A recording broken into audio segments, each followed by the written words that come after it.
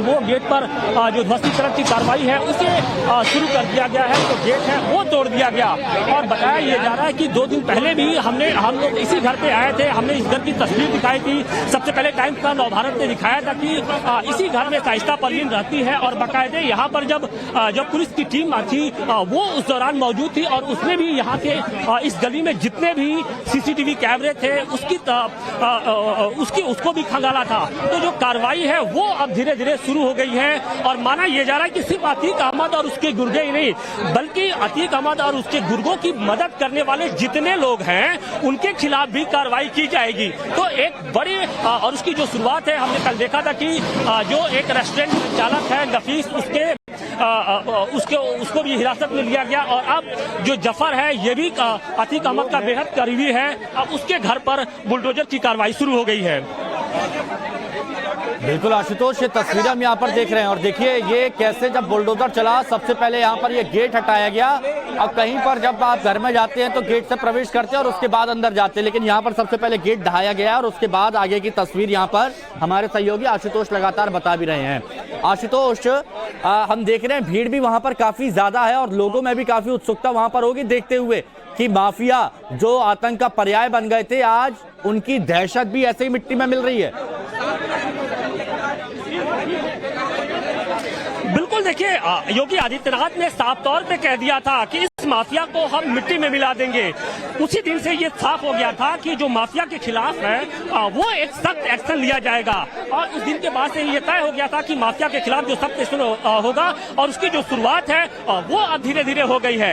ये करेली का इलाका है और इसी इलाके में जो अतीक अहमद था लंबे समय तक उसने एक तरीके से अपनी दबंगई की और न सिर्फ करेली बल्कि करेली के साथ साथ पूरे प्रयागराज में उसकी दहशत थी। लेकिन चूंकि ये उसका पैतृक आवास यहीं पर है लिहाजा जो ये पूरा इलाका है वो अतीक का बताया जाता है और इस इलाके में अतीक और अतीक से जुड़े हुए जो उसके करीबी है जो गुर्गे हैं उनकी संख्या बहुत है। लिहाजा यहाँ पर हाथ डालना पुलिस के लिए हमेशा ही एक खतरे से खाली नहीं रहा है। लेकिन अब प्रशासन ने सख्ती दिखाई है। सख्ती इस वजह से भी जरूरी थी क्योंकि जिस तरीके से पुलिस के इकबाल पर सवाल उठ रहे थे, जिस तरीके से उमेश पाल की दिन दहाड़े गोली मारकर हत्या की गई थी, दुर्दांत तरीके से हत्या की गई थी, न सिर्फ गोलियों से बल्कि बम बरसाए जा रहे थे। आप सोचिए कि दिन दहाड़े कोई गोलियां चला रहा हो, फायरिंग कर रहा हो और उसके साथ साथ बम चला रहा हो तो वहाँ की उस शहर की कानून व्यवस्था को आप बखूबी समझ सकते हैं।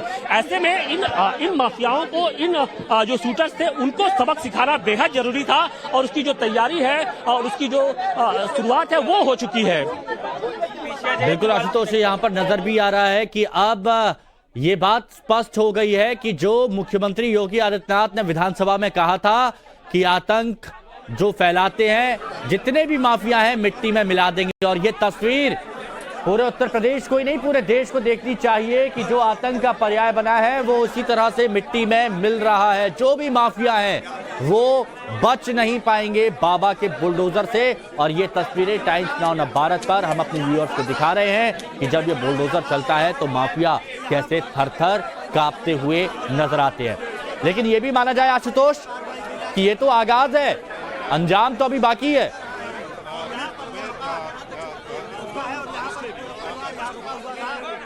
Hello 1 2 3 check.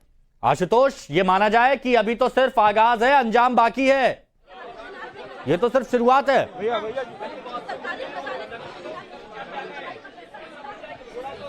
हेलो 1 2 3 जुड़ेंगे हम हमारे सहयोगी आशुतोष से। बहुत आप देखेंगे अफरा तफरी का यहाँ पर माहौल है और बहुत ज्यादा भीड़ वहां पर मौजूद हो गई थी और पुलिस ने अब ऐसी व्यवस्था की है कि वहां से भीड़ों को थोड़ा सा दूर किया है ताकि कार्रवाई में किसी तरह की दिक्कत ना आए, क्योंकि बुलडोजर जब वहां पर चलता है और उसके बाद जब मकान को जबरदोज किया जाता है तो हो सकता है कि गाड़ियां जो वहां पर कुछ लोगों को चोट लग सकती है, इसीलिए एहतियातन लोगों को दूर किया गया है।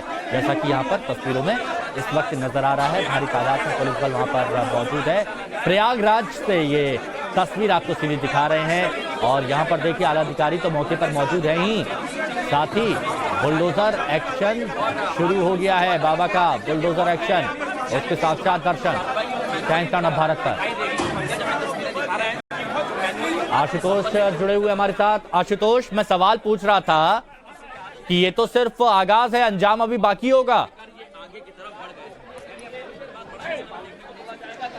बिल्कुल, देखिए ये आगाज है, एक तरीके से शुरुआत उसकी हो चुकी है। जिस कार्रवाई की बात कही जा रही थी पिछले 5 दिनों से सोशल मीडिया पे भी ये बातें चल रही थी कि भाई योगी आदित्यनाथ क्या करेंगे, कौन सा बड़ा एक्शन लेंगे, क्या सभी जो शूटर्स थे उनका इनकाउंटर किया जाएगा या फिर उनको गिरफ्तार किया जाएगा, क्या किस किस के घर पे बुलडोजर चलेंगे, ये सारी बातें कयास लगाई जा रही थी जिस तरीके की घटना को अंजाम दिया गया। और अब उसकी जो शुरुआत है वो हो चुकी है। तो और जो इसका इंतजार न सिर्फ प्रयागराज बल्कि पूरे उत्तर प्रदेश के साथ साथ ही पूरे देश को था, क्योंकि जो एक स्टाइल है बुलडोजर से माफियाओं को सबक सिखाने की, वो योगी आदित्यनाथ की रही है। लिहाजा ऐसे जब इस तरीके की जो बड़ी घटना हुई, जो उमेश पाल का जो राजू पाल हत्याकांड में एक तरीके से प्रमुख गवाह थे, उनकी हत्या हुई और जिस तरीके से हत्या हुई उसको लेकर तो जो पुलिस पर था, उत्तर प्रदेश पुलिस पर सवाल उठ रहे थे, उसकी इकबाल पे सवाल उठ रहे थे, उसकी साख एक तरीके से धूमिल होती जा रही थी। और खुद जो समाजवादी पार्टी है वो लगातार सवाल उठा रही थी। वो समाजवादी पार्टी